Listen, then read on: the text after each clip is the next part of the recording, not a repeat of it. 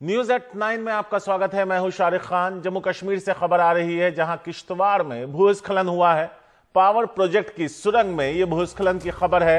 हादसे में एक शख्स की मौत की बात सामने आई है और 6 लोग अभी भी मलबे में फंसे हैं। राहत और बचाव का काम चल रहा है। इन तस्वीरों में आप देखकर अंदाजा लगा सकते हैं।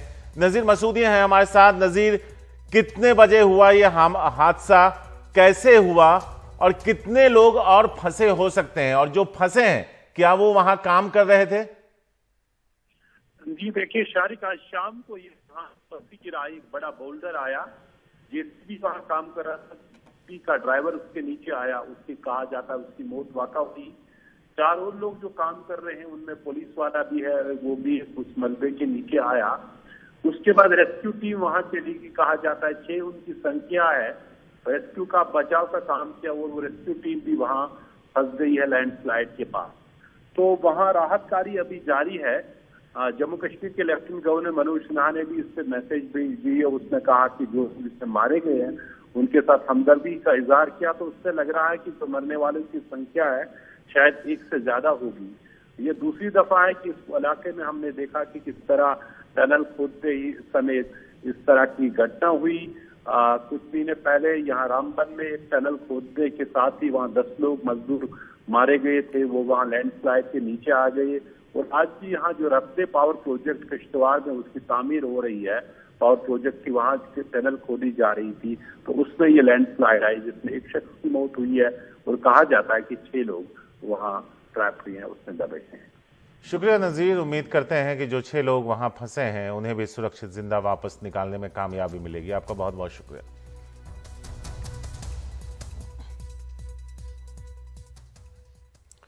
अधिकारी से बदसलूकी के मामले में बीजेपी सांसद प्रवेश वर्मा के खिलाफ शिकायत दर्ज की गई है। दिल्ली जल बोर्ड के अधिकारी संजय शर्मा ने उनके खिलाफ शिकायत दर्ज करवाई है। दरअसल कल दिल्ली में यमुना की साफ सफाई पर आप और बीजेपी में ऐसी ठनी कि बीजेपी सांसद प्रवेश वर्मा बदतमीजी पर उतर आए। कल प्रवेश वर्मा दिल्ली जल बोर्ड के अधिकारी के साथ भिड़ गए। यमुना नदी में जहरीले झाग को हटाने के लिए केमिकल का छिड़काव किया जा रहा है। दिल्ली जल बोर्ड के अधिकारी के मुताबिक यह केमिकल आधिकारिक तौर पर पास किया गया है, लेकिन प्रवेश वर्मा ने अधिकारी को काफी बुरा भला कहा। उन्होंने बदतमीजी से बात करते हुए कहा कि क्या यह केमिकल तेरे सिर पर डाल दूं, तू यमुना में डुबकी लगाकर दिखाएगा। इसके बाद आज अधिकारी ने यह शिकायत दर्ज करवाई। तो शिकायतकर्ता और दिल्ली जल बोर्ड के अधिकारी संजय शर्मा से बात की हमारे सहयोगी सौरभ शुक्ला ने। आपने वो कल क्लिप देखी होगी जिसमें बीजेपी के सांसद प्रवेश वर्मा दिल्ली जल बोर्ड के एक बड़े अधिकारी के साथ अभद्र भाषा का प्रयोग कर रहे हैं। हिंदी में उसे आप बदतमीजी भी कह सकते हैं। उनसे बोला उनके सर पे केमिकल उड़ेल दूंगा, जा नहा ले, यमुना में डुबकी नहा ले, तमाम चीज़ें। वो जो अधिकारी हैं वो हमारे साथ हैं, संजय शर्मा। वो डायरेक्टर हैं ट्रीटमेंट एंड क्वालिटी कंट्रोल के दिल्ली में, दिल्ली जल बोर्ड के। हम उनसे बात करते हैं। संजय जी, पहले बाकी पल कल हो क्या गया? अचानक से आप वहाँ पर थे, हुआ क्या, टाइमिंग क्या हो गई, पहले वो बताइए, फिर बाकी बातें बारे में बात करेंगे। हम लोग वहाँ पर स्प्रिंकलिंग का काम कर रहे थे।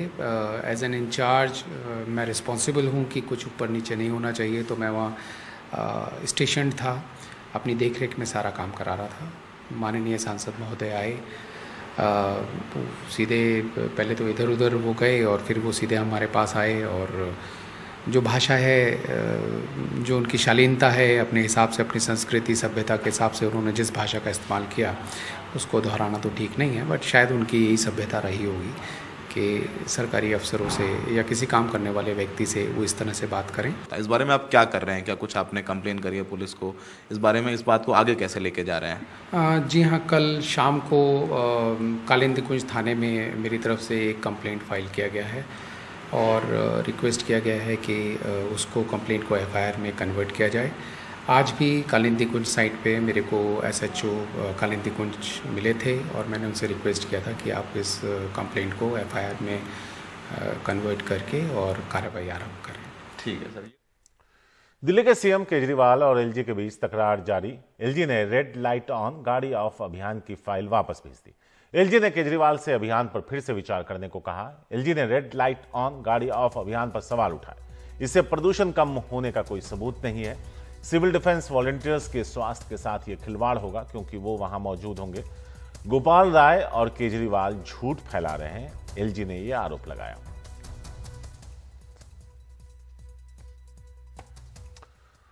वहीं दिल्ली के परिवहन मंत्री गोपाल राय ने एलजी के फाइल वापस करने पर कहा कि वो दिल्ली के लोगों की सांसों पर सियासत ना करें।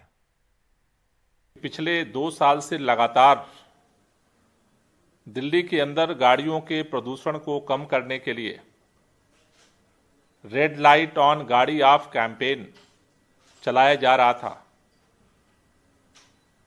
उसको दिल्ली के उपराज्यपाल महोदय किसी भी कीमत पर रोकने पर उतारू हैं। ये बहुत ही दुर्भाग्यपूर्ण है कि एलजी साहब दिल्ली के लोगों के सांसों के साथ राजनीति कर रहे हैं। हिमाचल प्रदेश का चुनाव नजदीक ही है और सारे दल अपनी चुनाव को लेकर एक्टिव भी हो गए। बीजेपी नेता और केंद्रीय मंत्री अनुराग ठाकुर ने आज शिमला में अरविंद केजरीवाल पर निशाना साधा। उन्होंने कहा कि जो लोग राम मंदिर का विरोध करते थे आज लक्ष्मी गणेश की फोटो की बात कर रहे हैं। उन्होंने कहा कि केजरीवाल नया प्रोपेगेंडा इसलिए लाते हैं ताकि उनके भ्रष्टाचार पर चर्चा ना हो। केजरीवाल दिल्ली में मौलवियों को 18,000 रुपए सालाना देते हैं, यहां भी धर्म बीच में आ जाता है, और यह कहा कि मंदिर, गुरुद्वारा, चर्च में ये योजना क्यों नहीं शुरू करते। ये तो नया नया प्रोपेगेंडा शगुफा छोड़ दें ताकि इनके भ्रष्टाचार की कहानी पे ज्यादा चर्चा ना हो। मैं आपसे पूछना चाहता हूं, अरविंद केजरीवाल जी, दिल्ली में मौलवियों को तो आप 18,000 रुपये साल का देते हो, मंदिर के पुजारियों को, गुरुद्वारे के ग्रंथियों को, चर्च के पादरियों को भी क्या आप 18,000 रुपये प्रति वर्ष देने का काम शुरू कर रहे हो? क्यों नहीं दे पाए? ये फर्जीवाल हैं जी, ऐसा ही होता है। फर्जी वाले जो हैं यही काम करते हैं। दिल्ली पुलिस के स्पेशल सेल ने पाकिस्तानी खुफिया एजेंसी आईएसआई के इशारे पर काम कर रहे खालिस्तानी आतंकियों से जुड़े 4 शार्प शूटरों को गिरफ्तार कर लिया है। इनके पास से चाइनीज ग्रेनेड, AK-47 जैसी राइफल भी मिली है। बीते 24 सितंबर 2022 को दिल्ली पुलिस की स्पेशल सेल ने आतंक के खिलाफ एक बड़े ऑपरेशन को अंजाम देते हुए सराय काले खां इलाके से लखविंदर उर्फ मतरू को पकड़ा। फिर 13 अक्टूबर को गुरजीत उर्फ गौरी को ISBT बस अड्डे से पकड़ा गया। आरोपी गुरजीत ने बताया कि खालिस्तानी आतंकी लखबीर सिंह लांडा और हरविंदर रिंदा के लिए सीमा पार से बड़े ऑपरेशन हरमेंद्र और सुखदेव उर्फ सूखा देख रहे हैं। इन दोनों को मोगा पंजाब से पकड़ा गया। इस बीच एक विशेष सूचना पर पंजाब के साथ ज्वाइंट ऑपरेशन में अमृतसर के एक होटल से इसी सिंडिकेट के 3 और लोगों को पकड़ा गया। उनके पास से एक AK-47 राइफल, 3 पिस्टल और कारतूस बरामद हुए। आरोपियों से पूछताछ में पता चला कि हाल ही में पाकिस्तान से कई ड्रोन ड्रॉपिंग को हरमेंद्र और सूखा ने ही अंजाम दिया था। ड्रोन के जरिए जो हथियार आए उनमें केवल एक खेप से AK-47 राइफल और MP5 assault rifle, HE grenade और स्टार बेरेटा पिस्टल बरामद हुए थे। इस बीच खूंखार दीपक उर्फ टीनू मानसा पुलिस की गिरफ्त से फरार हो गया। राजस्थान के अजमेर जिले के केकड़ी से टीनू को दिल्ली पुलिस ने गिरफ्तार किया। उसके कब्जे से 5 चीनी HE ग्रेनेड और 2 पिस्टल सहित कई कारतूस बरामद किए गए। तीनों के पास से जो हथियार मिले वो भी ड्रोन के जरिए पाकिस्तान से आए थे। स्पेशल सेल ने पिछले ऑपरेशन में SK खरौत को गिरफ्तार किया था, जो हरविंदर उर्फ रिंदा का करीबी सहयोगी है।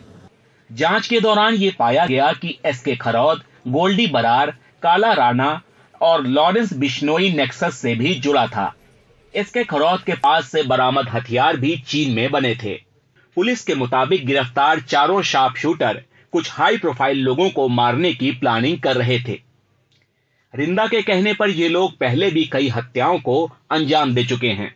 पुलिस के मुताबिक ISI के इशारे पर पाकिस्तान से ड्रोन के जरिए लगातार हथियार आ रहे हैं।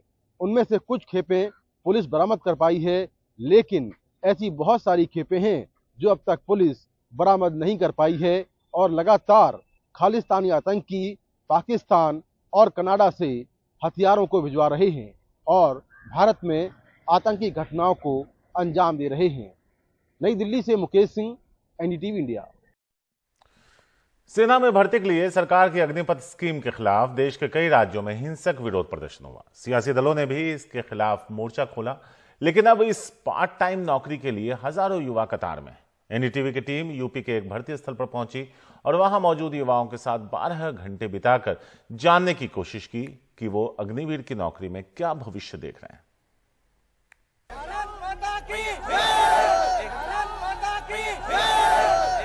कानपुर का गवर्नमेंट स्टेडियम सोने की एक खुली जगह में तब्दील हो चुका है। देर रात का समय है, लेकिन इन युवाओं के जोश में कोई कमी नहीं। करीब 5000 की तादाद में ये युवा कानपुर के पड़ोसी जिले कन्नौज से हैं, जो यहाँ से 2.5 घंटे की दूरी पर है। ट्रायल शुरू होने में कुछ घंटे बाकी हैं। इसी भीड़ में कुछ लोग सोने की कोशिश कर रहे हैं, लेकिन ज्यादातर जाग रहे हैं। इन्हें लगता है कि अगर सो गए तो सुबह ट्रायल के समय शरीर ढीला रहेगा। आप लोग क्या थक नहीं जाएंगे जैसे पूरी रात? सो जाएंगे एक करके अगर सो जाएंगे शरीर खराब हो जाएगा। अच्छा, तो इसलिए जागते रहेंगे तो शरीर सही रहेगा। शरीर मतलब जाम हो जाएगा। बहुत बादाम खाए हुए हैं। केंद्र के अग्निपथ स्कीम का ये पहला बैच है। नौकरी के लिए नौजवान जी जान से जुटे हुए हैं। हर साल जून में लॉन्च हुए इस स्कीम के तहत आर्मी में करीब 40,000 भर्तियां होने को है, लेकिन इन 40,000 भर्तियों के लिए करीब 35 लाख नौजवानों ने रजिस्टर कराया है। यानी हर 90 नौजवानों में से सिर्फ एक को नसीब होगा ये नौकरी। अग्निपथ योजना के ऐलान के बाद देश भर में इसका विरोध हुआ था। हिंदी भाषी प्रदेशों में इसका खास असर दिखा था, जहां युवाओं ने हिंसक विरोध प्रदर्शन किया। ऐसे में सवाल ये है कि इतनी बड़ी तादाद में युवा यहाँ क्यों पहुँचे हैं। कुछ लोगों ने कहा कि उन्हें सेना की नौकरी से लगाव है।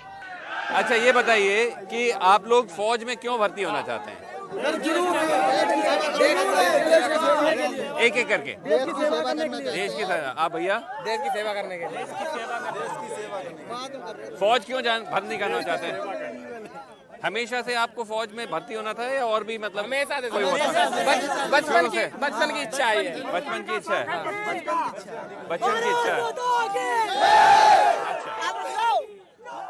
लेकिन बहुत जल्द इन्हीं लोगों में शामिल युवा अग्निपथ स्कीम पर सवाल उठाने लगे। नहीं, ये बताइए कि जैसे ये जो अग्निवीर जो स्कीम आया है, तो इसके बारे में आपकी क्या राय है? क्योंकि यहाँ तो आपको सिर्फ 4 साल तक ही होगा। नहीं है, इससे खुश नहीं है हम लोग। इससे खुश नहीं है अग्निवीर से। आप खुश नहीं है? नहीं। मजबूरी में देख, क्योंकि और निकल नहीं रही है इसीलिए। नहीं, आप खुश क्यों नहीं है बताइए? ये 4 साल की होगी इसलिए। ये मतलब 4 साल तो पहले ट्रेनिंग की होती थी ना। 4 साल में क्या कर पाएंगे? सर 4 साल की तो पहले ट्रेनिंग होती थी। 4 साल की पहले ट्रेनिंग होती थी। अब बताओ 4 साल में क्या होगा सर, आप बताओ। अगर आप खुश नहीं है स्कीम से तो फिर आप भर्ती के लिए क्यों आए? क्या करें मैम, मजबूरी का नाम महात्मा गांधी है। बेरोजगार है मैम, घर पे बातें सुनी नहीं जा रही हैं। बाप से पैसे मांगो कि सर पिताजी मुझे पैसे दो, वो बोलते कमाने लायक हो कुछ देखो बाहर निकल के। अच्छा, ये बात ही बताइए कि जैसे पूछ रहे थे कि अगर आप खुश नहीं है तो क्यों फिर भर्ती यहाँ क्यों आए हैं फिर? सर एक बेरोजगारी की समस्या है, आगे कोई ऑप्शन नहीं है दूसरे। आधी रात के करीब आते आते कतार लगनी शुरू हो गई। So it's now even further into the night, Mariam, and these potential Agniveers are on the move. They're now going from where they were earlier, where they were spending most of the night, to the next point in their journey. Yes, so now they're moving to another ground which is slightly further ahead, where they will go through that initial screening, wherein their height will be checked, the initial screening of their documents will be done. Okay, and so as we can see, this is going to be a long night, and this is just one more step in their journey to try and become a future soldier in the Indian Armed Forces. थोड़ी ही देर में काफी लंबी line लग गई। इन आगे बढ़ते युवाओं को संभालना वहां मौजूद पुलिसकर्मियों के लिए काफी मुश्किल रहा।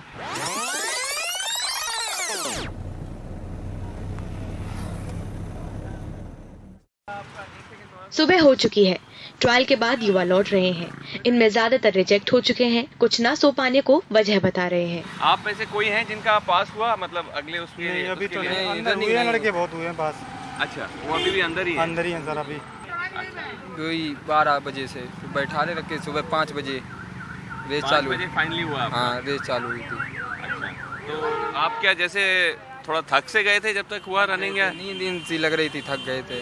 नींद नहीं आई पूरी रात? हाँ, पूरी रात नींद नहीं आई, बहुत थक गए थे, पैर बहुत दर्द होने लगे बैठे बैठे। थकान महसूस हो रही थी ना बहुत ज़्यादा, पूरी रात ऐसे बैठे रहे वहीं पे, इसलिए तो शरीर एकदम बिल्कुल शिथिल सा पड़ गया, सर्दी भी लगने लगती थी। तो आप सब लोग अभी जैसे क्या करेंगे, जॉब वॉब के लिए क्या देखेंगे? अब सब कुछ दूसरा देखेंगे, अब इसमें तो नहीं, अब हाँ SSC GD वगैरह देखेंगे। अब आपका नहीं हो पाया तो आपके परिवार वाले क्या उम्मीद करके बैठे हैं वहाँ? कुछ नहीं बैठे, अब हमारे लोगों के ऊपर उम्मीद थी, अब उम्मीद ही टूट गई तो। मायूस युवाओं की इस भीड़ में हमारी मुलाकात गोविंद यादव से हुई, जो ट्रायल में पास होने से काफी खुश दिखे। उन्होंने आगे की प्लानिंग भी बताई। आप क्यों फौज में जाना चाहते हैं? हम तो सर इसलिए जाते हैं, हम 5-6 भाई हैं और मेरे लिए कुछ है नहीं सर, इसी वजह से इसमें दम लगाए हुए हैं। अच्छा, हम सोचते रहे कि अगर 1-2 लग जाएंगे तो रिलेशन बनवा के सबको लगवा लेंगे सर। कानपुर से श्रीनिवासन जैन के साथ मरियम अलवी की रिपोर्ट, NDTV इंडिया के लिए।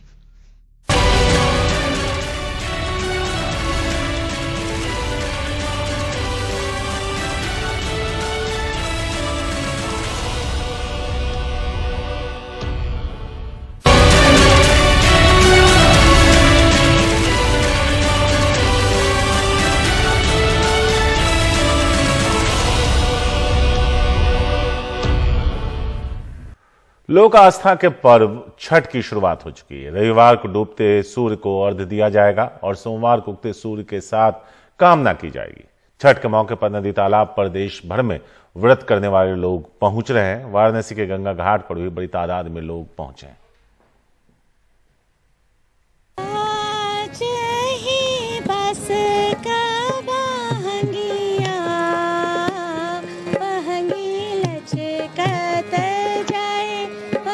बनारस में छठ के गीत गूंजने लगे हैं, लेकिन घाटों पर जहां लोग वेदी बनाकर पूजा किया करते थे, वहां गंगा का पानी है और जहां नहीं है वहां उसके जरिए लाई गई मिट्टी है, जिसे हटाने का काम तेजी से चल रहा है।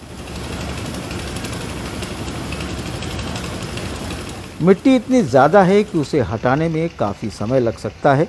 लोगों को परेशानी जरूर हो रही है, लेकिन आस्था के बल पर लोग पर्व की जोश के साथ तैयारी कर रहे हैं। सबसे पहले तो मैं छठी माता को जय करूंगी, क्योंकि छठ माता के पावन पर्व पे हम लोग यहाँ आए हैं और जब से मैं यहाँ आ रही हूँ तब से मुझे बहुत अच्छे से याद है कि ऐसी गंगा माता कभी नहीं बढ़ी थी छठ पूजा के अवसर पे जितना इस बार बढ़ी हैं। लेकिन हमारी श्रद्धा और आस्था ऐसी है कि हम आएंगे चाहे कितनी भी मुसीबत आए और गंगा माता के किनारे ही छठ का वेदी बनाएंगे। इस बार घाट पर ज्यादा जगह नहीं है, लिहाजा लोगों को छतों पर ही छठ करने की अपील भी की गई है।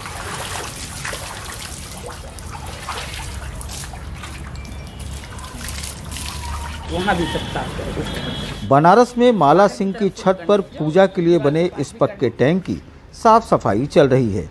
यहाँ छत पर छठ पूजा की परंपरा तो पहले ही शुरू हो गई थी, लेकिन कोरोना में इन्होंने अपने छत पर छठ के लिए यह पक्का टैंक बनाने का फैसला कर लिया। इस बार गंगा जी बहुत बड़ी हैं, तो सब लोग जैसे हम लोग बहुत पहले से छत पे ही करते हैं, लेकिन इस बार बहुत सारे लोग जो हमारे परिचित हैं वो अपनी अपनी छतों पे ही करेंगे और कुछ लोगों तो चाहते हैं कि यहाँ आकर के हम लोग आपके साथ ही करें, क्योंकि हमने यहाँ सब अच्छे से बनवा दिया है। कोविड काल में पूरा पक्का बनवा लिया, क्योंकि जब छत पे करना है तो बहुत श्रद्धा के साथ हम लोग शांति से पूजा पाठ छत पे ही करते हैं। गंगा का पानी बढ़े होने से घाटों के बीच आपस का संपर्क भी टूट गया है, इसलिए भी इस बार मुश्किल ज्यादा है। गंगा का बढ़ा हुआ पानी और उसके जरिए छोड़ी गई मिट्टी छत व्रत करने वालों के लिए एक बड़ा मुसीबत का सबब बना हुआ है, लेकिन इस पर्व की आस्था ऐसी है जो हर मुश्किल के लिए आसान रास्ता बना देती है। लिहाजा इसी आस्था के साथ बनारस के इन घाटों पर छठ पर्व का उत्साह देखते ही बनेगा। आज ही बस का बहंगिया, बहंगी लचकत जाए। वाराणसी से पुरुषोत्तम के साथ अजय सिंह, NDTV इंडिया।